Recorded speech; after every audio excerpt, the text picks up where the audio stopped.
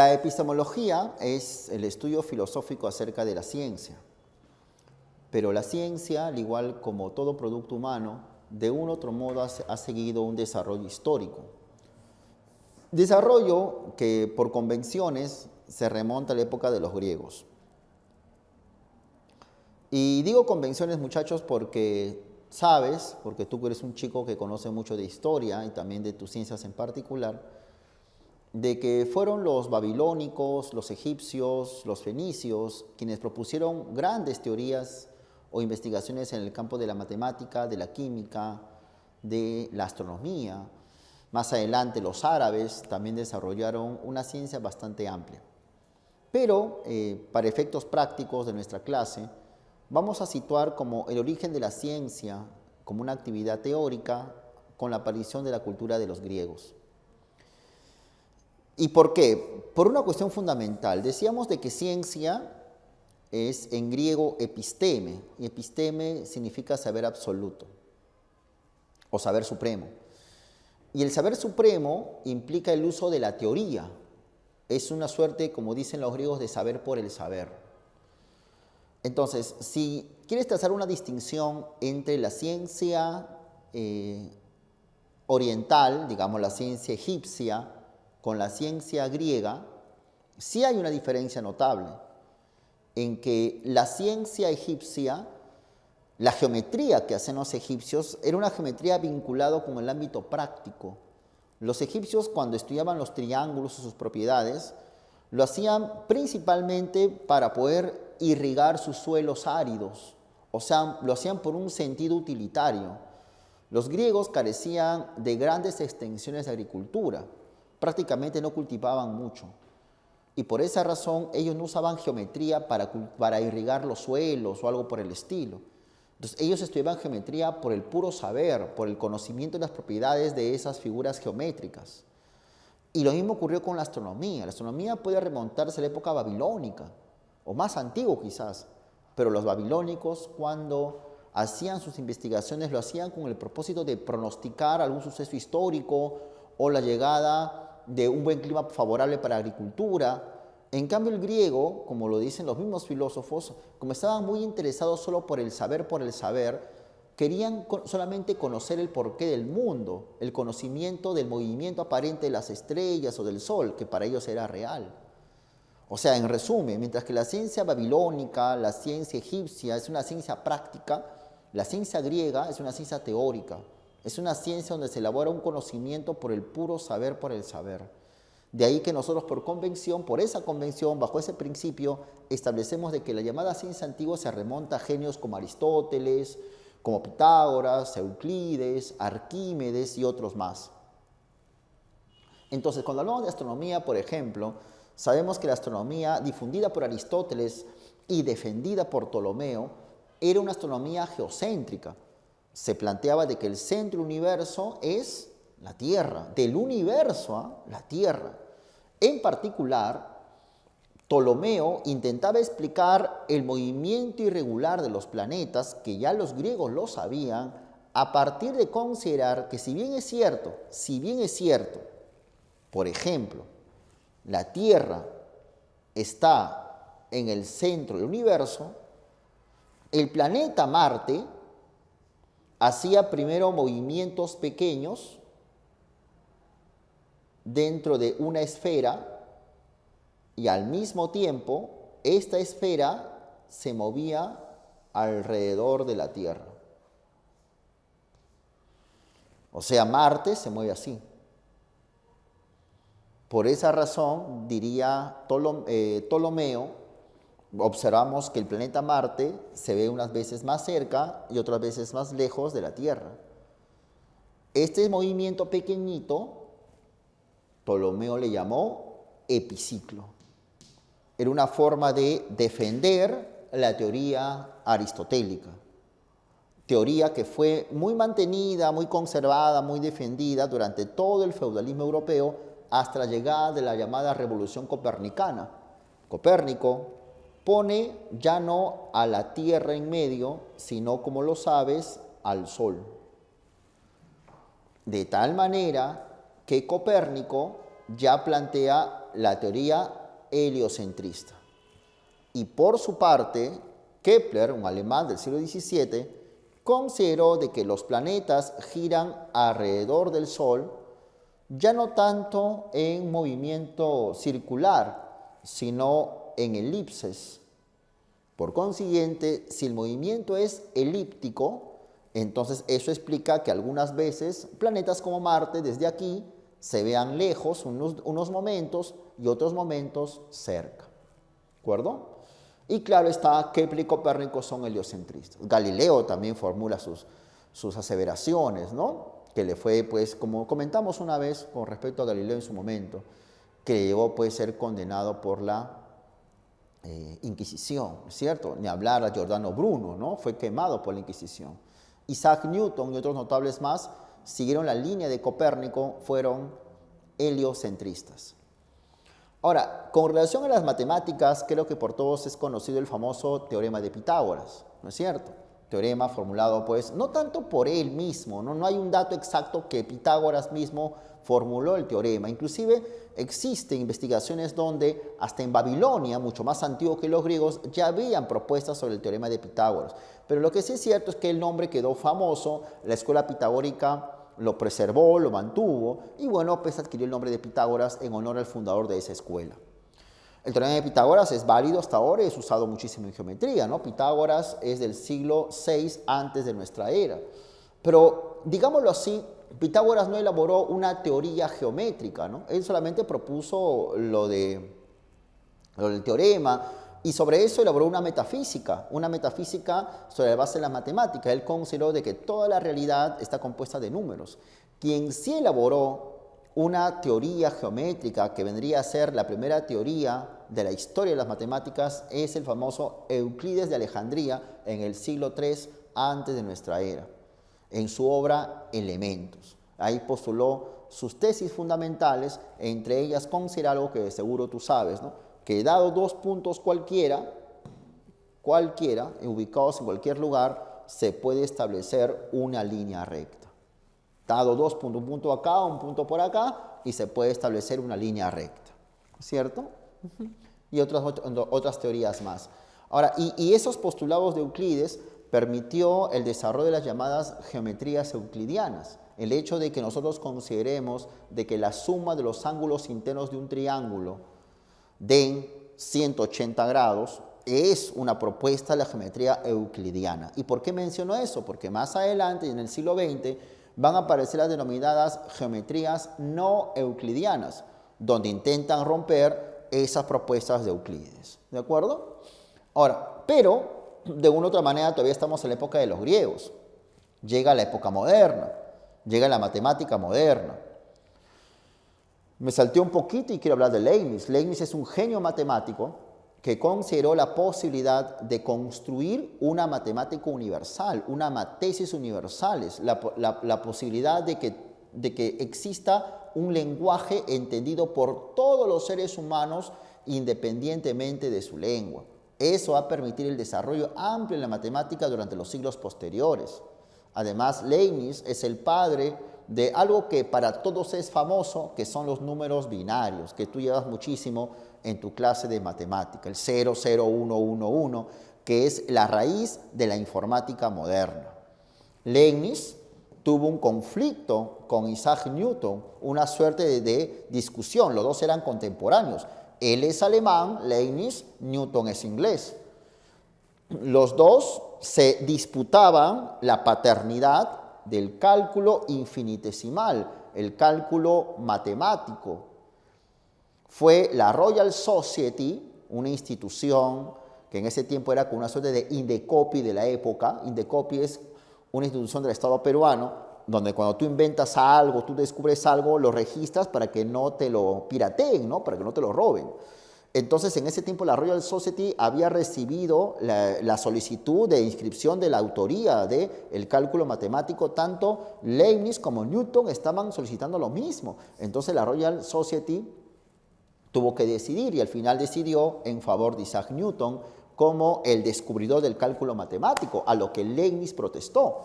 Y Leibniz dijo, ¿cómo es posible que a mí, pues siendo yo también el descubridor, pues como que me saquen a mí, le pongo solamente este tal Newton, que le tengo una cólera terrible.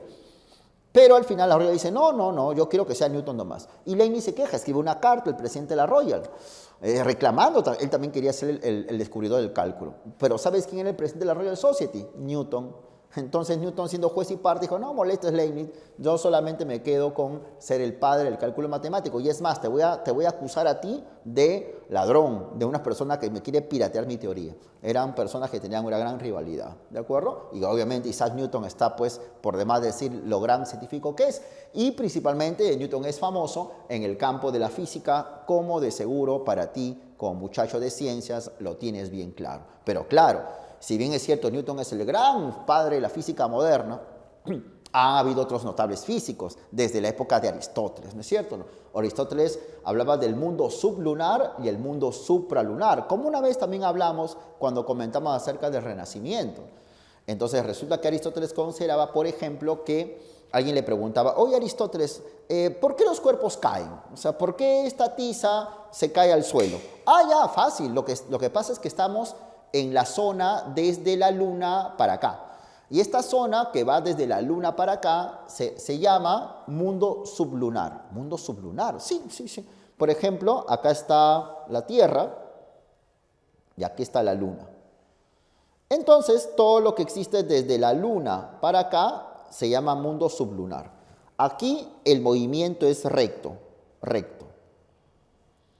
Por consiguiente, todo lo que es una recta, decía Aristóteles, pues tiene un inicio y un final. Y por tanto, nace y muere. Eso explica de por qué las cosas caen. Porque al caer implica que tiene un punto de inicio y un punto final. Además, las cosas aquí buscan el centro de la Tierra. De tal manera que cuando tú haces un agujero, escarbas la arena, esta tiza seguirá cayéndose, porque el lugar natural de esto es el centro de la Tierra. Y aquí está compuesto de agua, de aire, de tierra y de fuego. En cambio, más allá de la luna, digamos Marte, Júpiter, el Sol, pues es el mundo supralunar o extralunar, donde el movimiento no es recto, sino circular. Y como es circular, es perfecto, y todo lo que es perfecto no muere. De tal manera que la luna, el Sol, Marte y Júpiter son bolitas perfectas. Bolitas perfectas, parecidas a una bolita de billar. ¿Y de qué está hecho la luna, señor Aristóteles? Y Aristóteles responde, la luna está hecho de éter. ¿Y qué cosa es el éter? Bueno, es una sustancia divina. Y por esa razón la luna es eterna y se mueve en círculo. Ahí nada muere, nada perece y nada cambia. Interesante. Así pensaba Aristóteles, bien curioso, ¿no? Y por su parte, pues más adelante, quien todavía mantuvo esas teorías fue Arquímedes. Entonces Arquímedes, le es famoso la anécdota que él estaba en la bañera. Y al sumergirse en la bañera, que se bañaba, meterse pues en su tina, el agua sale, ¿no? Tú te metes a una tina, y la tina pues tiene agua, y al meterse el agua, sale. Y ahí exclama su famosa expresión que le hace bien conocido a él, eureka, ¿no es cierto o no? Muy bien, lo encontré. Entonces, con esa experiencia, Arquímedes, que todavía creía en ese tiempo lo del mundo sublunar de Aristóteles, entonces plantea el famoso principio de la hidrostática. Un cuerpo sumergido parcial o totalmente en un agua, un líquido que está pues estancado, está en reposo, él va a hacer una fuerza, va a generar una fuerza contraria que va a ser del mismo peso, de la misma masa del líquido que sale del recipiente. Entonces, claro, pues Arquímedes metió su cuerpo, entonces generó una fuerza, pero hay una fuerza contraria y la cantidad de la fuerza contraria va a ser la misma que el agua que va a salir del recipiente. Ese principio de la hidrostática que Arquímedes propone con esa famosa frase eureka, va a ser demostrado científicamente en Galileo Galilei en el siglo XVII, a principios del siglo XVII. De esa manera, Galileo, con experimentos, se le considera uno de los padres del método científico. Además, como te comenté hace un ratito, al menos un poquito, de que Galileo emplea la experimentación y también la observación. Entonces, eso de que, por ejemplo, lo que decía Aristóteles, ¿no? De que la luna es una bolita perfecta, hecho de una sustancia perfecta llamada éter, como que Galileo dice, eso me suena medio raro, ¿no? Bueno, si es así, entonces si es perfecto, voy a ver, ¿no? Entonces, ¿qué hizo Galileo? Construyó un telescopio con un lente apropiado, un vidrio apropiado, y comenzó a observar la luna. Y se dio cuenta, oye, tú dices que la luna es una bola perfecta, ¿no, Aristóteles? No, la luna no es una bola perfecta, tiene cráteres y tiene montañas. Esa teoría de Aristóteles era defendida por la Iglesia, por ejemplo, y lo que le valió, como te comenté hace un ratito, la condena por parte de la Inquisición, ¿no? Es decir, no, pues en la luna hay huecos y hay montañas, o sea que el método científico es un método que se basa en la observación.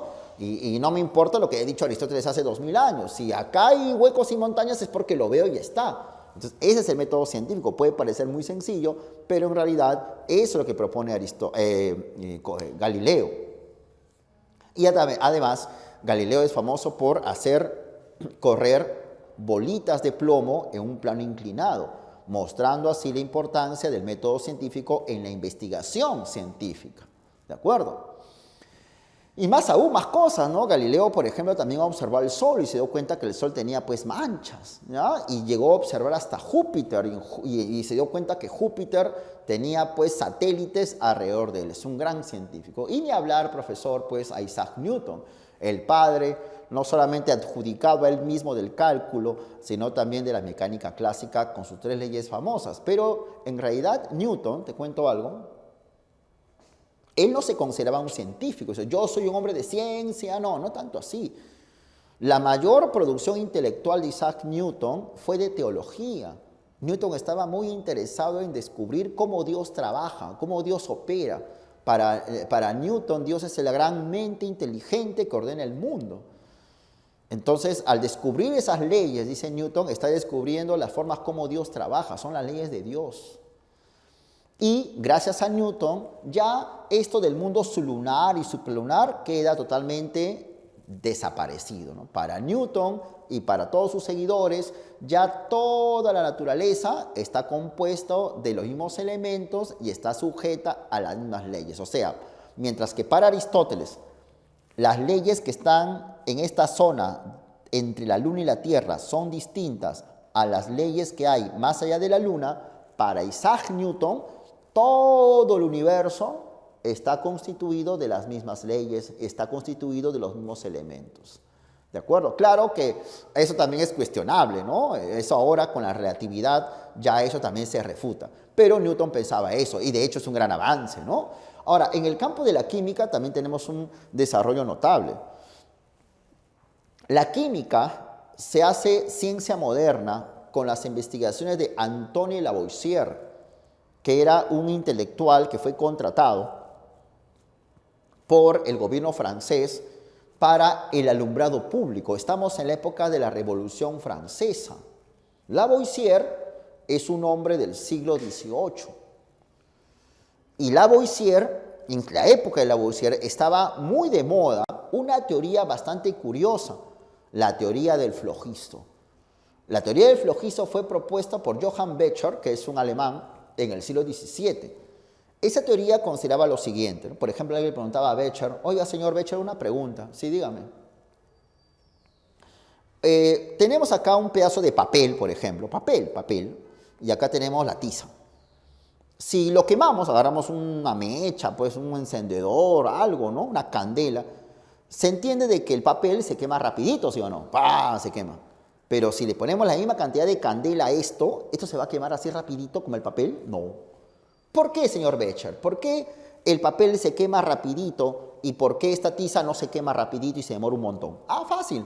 Lo que pasa es que el papel, dice Becher, no solo es papel. Ah, no es solo papel. Entonces, ¿qué es? Muy bien. Es papel más flogisto. ¿Flogisto? ¿Qué es eso? Ah, bueno. Flogisto es una sustancia que está en todos los cuerpos y que permite la combustión. De tal manera que cuando tú quemas el papel, la cantidad de flogisto que está en el papel, que es abundante y que hace que se prenda rápido, se va para el aire, se esparce en el ambiente, quedando ceniza. Esa ceniza es la verdadera cantidad de masa que tenía ese papel.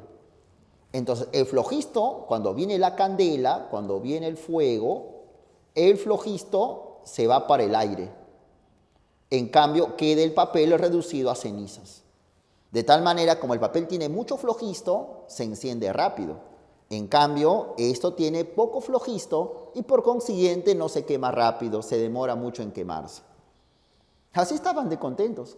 Entonces ellos creían de que el nivel de combustión de un cuerpo se debía a la cantidad de flojisto que estaba en cada cuerpo. Un señor, un sacerdote llamado Presley, un francés, también defendió esa teoría. Pero Presley fue importantísimo para la aparición del oxígeno. Porque este señor Presley, que era muy fiel a la teoría del flojisto de Becher, agarró mercurio en un tubo de ensayo, un probeta, y le puso al sol, agarró una lupa y lo llevó al sol. Y una vez que el sol pasó por la lupa y le dio al tubo de ensayo donde había mercurio, salió un gas, botó un gas. Y lo que hizo Presley fue oler el gas. Como es un científico, y son bien curiosos los científicos, comenzó a olerlo. Y él mismo dijo, este gas es un gas limpio, es tan limpio que mis pulmones se ensanchan, es un aire muy fresco. Hizo un experimento y demostró que ese aire hacía que los cuerpos calentaran rápido y se incendiaran rápido. Y por esa razón a ese gas Presley le llamó aire sin flojisto, aire desflogistizado, que permitía justamente que los cuerpos con flojisto se quemaran rápidamente. Claro, al no haber flojisto en el aire, entonces los cuerpos se queman rápido porque la cantidad de flojisto que está en los cuerpos se va rápidamente a ese aire vacío. Aire desflogistizado. Interesante, ¿no? Y entonces Presley dijo, yo he descubierto un nuevo aire. Recuerda que en ese tiempo los gases se llamaban aires. Yo he descubierto un nuevo aire, aire desflogistizado. ¿De acuerdo? Por ahí nomás está Lavoisier, que conoció a Presley. Y Presley dijo, y Lavoisier dijo, qué raro, ¿no? Bueno, será, pues, ¿no? Y Lavoisier fue famoso en hacer un experimento. ¿Qué hizo Lavoisier? Él hizo una cápsula. Acá hay un huequito. Y dentro de esta cápsula puso un mechero.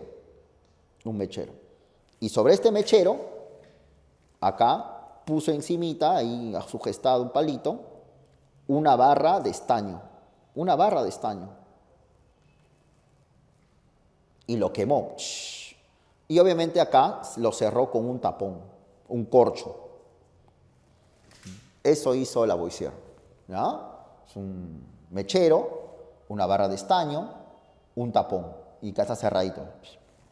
Ahora, se entenderá que según la teoría del flojisto, esta candela va a hacer quemar el estaño, y el flojisto que está en el estaño va a subir para esta parte que es el aire, pues, ¿no? Y va a llenar el tanque, ¿no es cierto? De flojisto. Y obviamente al destapar el corcho, al destapar el tapón, el aire que está bien ahí con mucha presión, se va a salir, ¿sí o no? Ya. Eso se esperaba, esa es la hipótesis. Y entonces eso hizo Lavoisier, pues, ¿no? Después de un rato que estaban prendiéndose adentro el mechero, quemando el estaño, Lavoisier saca el corcho, ¡puc! Y al sacar el corcho, ya salió el corcho,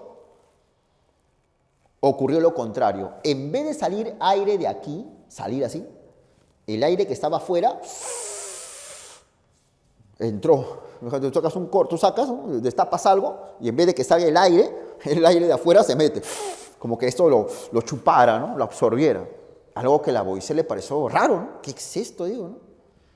Entonces él con mucho cuidado levantó esta cápsula, sacó el estaño, la barra de estaño, entonces sacas una barra, ¿no? Con cuidado, que estaba caliente, espero que le enfríe. Y se dio cuenta que la barra no había perdido la masa. O sea, se supone que según la teoría del flojisto, la masa tiene que perderse, ¿no? Pero me dio cuenta que no se perdió la masa. Y por el contrario, aumentó, porque sobre la barra había un pequeño polvillo, una arenita, así como la arenita de acá, una pequeña arenita, polvillo. Qué raro polvito, ¿no? ¿Qué es esto? Y como Lavoisier, como todo científico también es curioso, se lo tragó, agarró el dedo, le pasó un lenguazo y lo probó, el polvo, la arenita. ¿Qué es esto? Ácido, ácido. Este es un polvito que genera ácido. ¿A qué se debe este polvito? ¿Por qué la masa no ha bajado si no ha crecido más este polvito? Debe ser el aire que está acá quien ha generado este ácido. Por tanto, aquí hay un aire que genera ácido en los cuerpos. Y ácido significa oxis. Este aire debe ser oxígeno, aire que genera ácidos.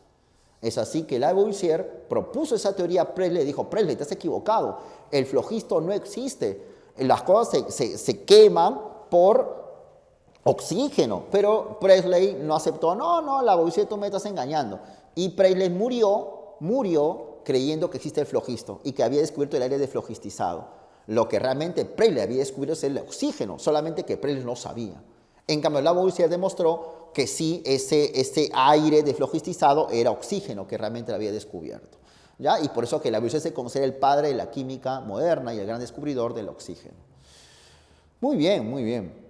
Ahora, en el campo de la biología también pues, han habido investigaciones, profesor, ni hablar. Aristóteles, ¿no? El famoso difusor de la teoría de la generación espontánea, que es algo de las cosas más conocidas en el campo de la ciencia, ¿no? En determinadas condiciones se generan animales, se generan especies, ¿no es cierto? De manera espontánea. Aristóteles decía, tú pones en una habitación cerrada, pues, ¿no? Pones granos de arroz, pones maíz, cierras todo, te vas, regresas al mes, abres ese cuarto y vas a ver ratones. De pronto aparecen los ratones. En la carne podrida, lo dejas ahí la carne que se descomponga, pasan unos días, pasan semanas, regresas a ver esa carne y se va a llenar de larvas, de gusanos. Ya, entonces es evidente, ¿no? Son las condiciones que hacen que los animales broten, aparezcan de pronto. Y así, esa teoría muy famosa de la generación espontánea se mantuvo durante muchos y muchos siglos. Se desconocía el asunto de la evolución y alguien le preguntaba a Aristóteles, oye, Aristóteles, una pregunta. Ya, tú dices esto, ¿no? Pero si tú te ubicas, Aristóteles, en el siglo XVI, XVII, o sea, viajas en el tiempo, ¿tú sigues manteniendo esa teoría o no? Sí, claro, yo soy generacionista espontáneo. Las especies aparecen de pronto en determinadas condiciones. Pero, querido Aristóteles, nosotros hemos investigado la existencia de fósiles, de cráneos de animales, parece antiguos porque son gigantescos. ¿Esos qué son? Fácil, dice Aristóteles. Lo que pasa es que esos son simplemente animalitos de otras épocas que ya murieron, pero no hay ninguna condición evolutiva. Será, pues, ¿no?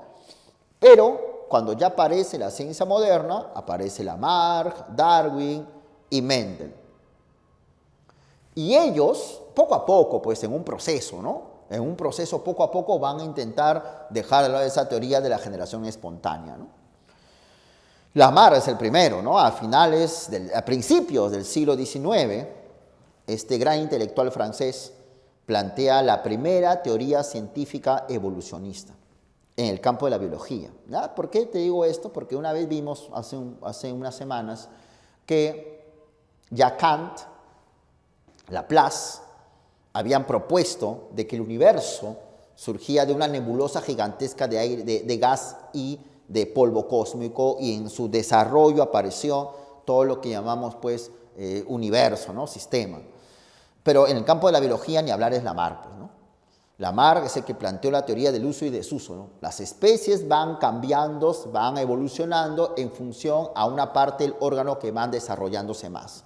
Entonces, ¿por qué las jirafas han crecido su cuello? Básico, pues, es porque las jirafitas que no han podido desarrollar su cuello, pues han muerto ya que sus alimentos son altos. En cambio, entonces, hay jirafas que han podido estirarse, desarrollar su cuello para poder comer alimentos que están en una gran altura, y de esa manera han ido reproduciéndose y así apareciendo pues las jirafas que conocemos hoy. En cambio, las jirafas que no han podido desarrollar mucho su cuello han muerto, se han extinguido.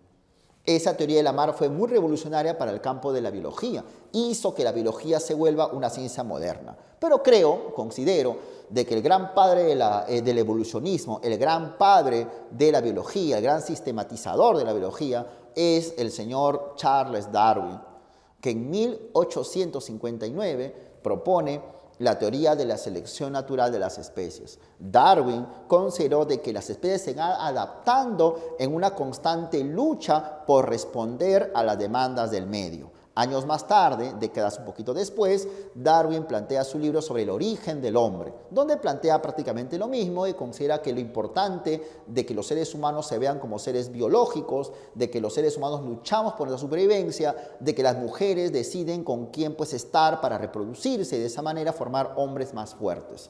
Es así que Darwin es el gran padre del evolucionismo. Darwin se hace muy famoso, Darwin es también perseguido por muchos países y Darwin se quedó en Inglaterra, protegido por el gobierno británico. Darwin concebía a los seres humanos como seres individualistas en el cual el hombre en su egoísmo natural por nuestra supervivencia, entonces lo que hace es enfrentarse al otro, luchar contra los demás y no solo eso, sino que las colectividades, o sea, las sociedades también luchan entre sí. Esa teoría darwinista fue tomada por un señor muy conocido que hemos hablado llamado Herbert Spencer. Herbert Spencer le va a dar un sentido social a la teoría de Darwin y por esa razón se llama darwinismo social. Y en particular Gregor Mendel es un checoslovaco que a finales del siglo XIX plantea sus famosas teorías de la herencia que van a permitir complementar el evolucionismo que hace que la biología se convierta en una ciencia moderna.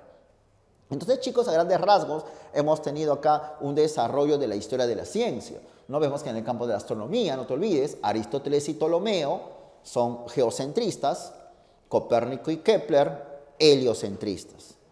En el campo de la matemática, Pitágoras, Euclides, el gran padre de la geometría, y por eso se le llama geometría euclidiana, lo que más conocemos nosotros en la academia, pero también está la matemática moderna, el interés de Newton por el cálculo, igual que Leibniz, el interés de Leibniz por constituir una matemática universal entendida por todos, y es el gran padre de los números binarios. En el campo de la física, Aristóteles con su mundo sublunar y supralunar, Arquímedes, el famoso de la Eureka, el padre de la hidrostática, la ciencia moderna con Galileo y con Newton y su famosa mecánica clásica.